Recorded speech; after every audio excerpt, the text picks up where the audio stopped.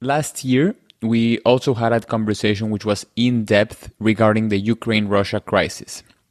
We've been seeing the conflict escalate and escalate and escalate and continue to escalate up until today.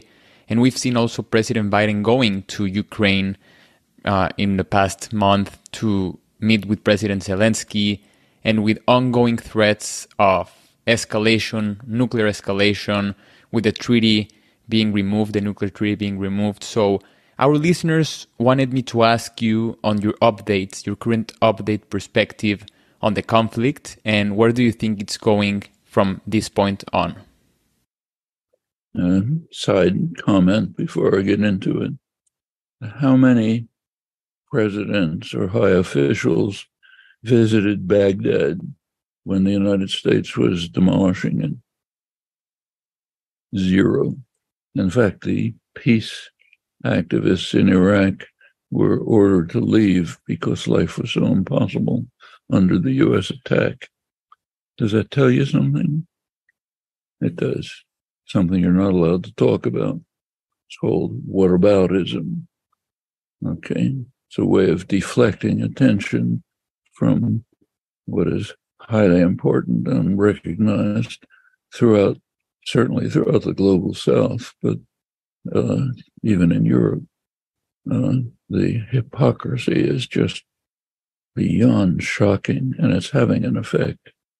Well, what's happening in Ukraine? The war is escalating. Ukraine is suffering bitterly. Huge number of casualties. The Ukrainian army has been apparently virtually destroyed now. Young recruits, not very well trained, and huge casualties on the Russian side. Civilian casualties, we don't know the details. The United Nations estimates 7,000, which is surely a serious underestimate, maybe twice, three times that many. Pretty serious. I mean, it's not Iraq, it's not the American kind of war, but it's bad enough. And it can increase. Now it's tanks beginning to be jet planes. The American military actually Washington Post had an article a couple of weeks ago pointing out that the U.S. American forces basically are directing the fire of the advanced weapons, HIMARS and others that are being used. Most of the world sees this as a proxy war between Russia and the United States fought over Ukrainian bodies. And it's become harder and harder to avoid that conclusion. If the war continues to escalate, Ukraine will be, the economies very severely harmed. Not like Iraq or Libya or targets of American attack, but bad enough, serious, and it's going to get worse. Pretty soon, you increase tanks, jet planes, and so on. Russia will probably retaliate by a harsher attack against Western Ukraine, against supply lines, run into conflicts with NATO. At that point, you're moving up the escalation ladder to terminal war. Putin has made inflammatory statements about nuclear weapons in reserve, suspended participation in the New START treaty. All of this is very dangerous. I should say it's equally dangerous the way it's escalating in China. We don't talk about it much, but should.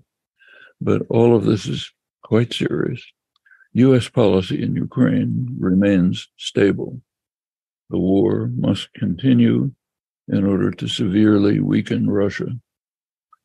That's policy.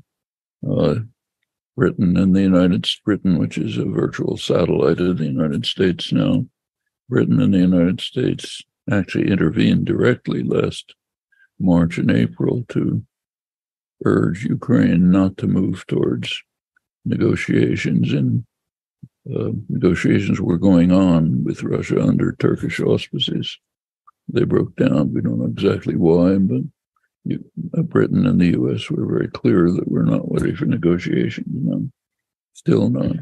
The official stand remains fight the war to severely weaken Russia. If you think about it, just from a practical point of view, it's kind of sadistic, but people are in fact talking about it. It's a bargain for the United States. At a small fraction of the huge military budget, the United States is severely degrading the military forces of its main military enemy. That's being openly discussed now in the United States and Britain, pointing this out. It's pretty obvious.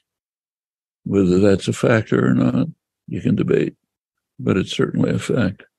The United States, in fact, you look around, almost the entire world is suffering from this. Ukraine most, but Africa, Asia, curtailment of food and fertilizer shipments having a big effect. Europe is declining, even moving towards deindustrialization because of its the breaking of its natural trade commercial relations with Russia. The whole German-based, very successful European industrial system was based on interactions with the East. Now, Russia doesn't have much of an economy. It's about the size of Mexico, but it's very rich in resources, minerals, oil, all essential for West European industry. It's collapsing. All over the world, decline. One exception. U.S. is doing brilliantly. It's degrading the forces of its enemy at very low cost. Fossil fuel companies are just euphoric with the huge profits that come. Germany's importing liquefied natural gas from the United States at far higher costs than it could get cheaply from Russia. Arms manufacturers are doing great.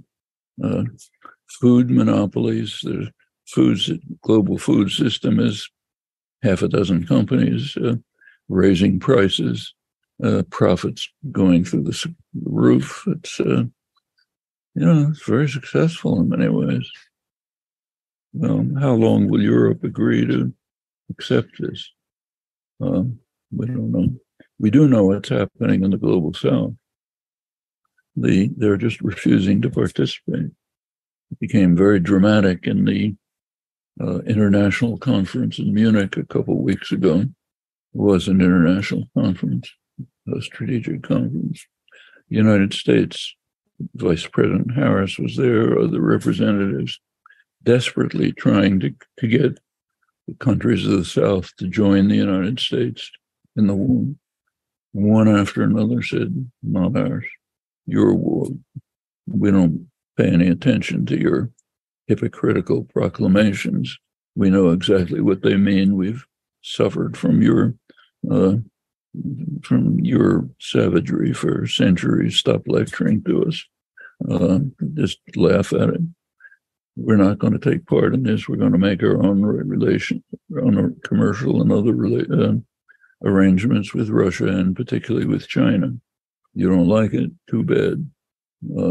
Even longtime U.S. allies like Colombia simply flatly refused. Brazil, no, it's not our war. Don't know what Mexico said, but probably something similar. Asia, India, Indonesia, sorry, we continue in our own way. The United States is quite isolated. The English-speaking countries, and for the time being, continental Europe are essentially isolated. Probably 90% of the countries in the world don't even observe the sanctions. Meanwhile, China is moving ahead with its loan, development, investment projects, also moving ahead diplomatically. It just threw a major wrench in long-term U.S. policy in the Middle East by arranging the Saudi-Iranian negotiations. It's a very severe blow to the United States. control of the Middle East has been a prime concern of U.S. foreign policy since the Second World War. Now China comes, and the United States was working very hard to put together an alliance of the most reactionary states in the region in a conflict with Iran. It's called the Abraham Accords. And the United States were supposed to applaud it as wonderful. It's actually a reactionary alliance subordinated to the United States aimed at Iran. China just dismantled it, took the main element. Saudi Arabia was not technically a member of the Accords, but basically part of it. The main source of oil, pulled it into the Chinese system. It had already happened with the United Arab Emirates, the other major state. China has two major development programs for Eurasia. There's what's called the New Silk Road, which goes through the Eurasian countries, but there's also a maritime Silk Road, runs along the south through the seas. One of the hubs is the United Arab Emirates, the main, along with Saudi Arabia, the main U.S. ally in the region, the hub of the maritime Silk Road of China. These things are all taking place. The U.S. can't stop them with guns. That's the U.S. comparative advantage, military force. But it doesn't stop these things. They continue. And the world is moving towards complicated reconstruction. Ukraine war is part of it. Ukraine war has driven, apart from the criminality of the aggression, major crime, it's also criminally stupid from Putin's point of view. He gave the United States its fondest wish, Europe, on a silver platter, instead of an accommodation between Russia, Germany, to the benefit of both, drive Europe into the hands of Washington, and Russia moves to the east. We don't have the details of the latest meeting of China and Russia a couple of days ago, but what's leaking out indicates probably that the part of it is economic policies, Chinese development of industrial projects in eastern Siberia and access to the rich mineral resources of eastern Siberia. That's very likely as Russia moves to the east. Europe sits in the pocket of the United States and declines. India, Indonesia, South Africa, Brazil, they're just going in their own direction, making their own arrangements. That seems the way the world is moving. And the U.S. has one overwhelmingly powerful weapon, violence, but it doesn't work very well in this situation. In fact, the U.S. moving to China, the U.S., which of course controls NATO, has now expanded NATO to the Indo-Pacific region. It's very significant. The last NATO summit meeting declared that the Pacific Ocean and the Indian Ocean are part of the North Atlantic. So NATO is now an Indo-Pacific organization. Europe is drawn into the conflict that the U.S. is escalating with China. It's both military and commercial. The Biden administration is quite openly, no secret, declared an economic war against China, trying to prevent China's economic development by withholding from them advanced technology and trying to force Europe, Netherlands particularly, like South Korea and Japan, to break off their relations with China, which is their main market for advanced technology. Will they accept this? Don't actually know. Take Netherlands, has the main industry in the world for crucial parts of the development of semiconductors. Are they going to agree to lose their major market because the U.S. told them to? Maybe. If so, they go into decline. If not, the world changes. I think all of these things are right on the border. And the one top U.S. general, I've forgotten his name, just a couple of weeks ago, predicted that there would be a U.S.-China war within 2 years. There can't be a U.S.-China war. Both countries get destroyed. There's no such thing. But the people, generals, Congress, talk about it as if it's a possibility. It's very casual talk about nuclear wars, utterly shocking.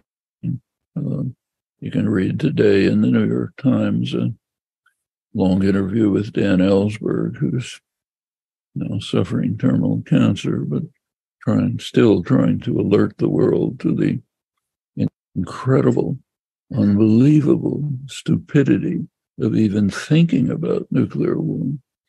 Totally impossible, but it's being bandied about as if it's some kind of possibility. And Putin's throwing his own oil on the fire. But that's what we're hurtling towards, including environmental catastrophe. It's the most dangerous period in human history. Wow. Yeah. It's a very, like you say, it's very concerning that we are just casually talking about a nuclear war and casually talking about the world transitioning from a unipolar order to a multipolar order. And like you say, my next question was going to be your thoughts on the China-Russian developments, diplomatic developments, which you answered very thoroughly, and I appreciate that. And it's impressive, like you say, that we're moving onto a world where nuclear war is being discussed just casually, like even among friends, which is a strange time to live in and a concerning one indeed.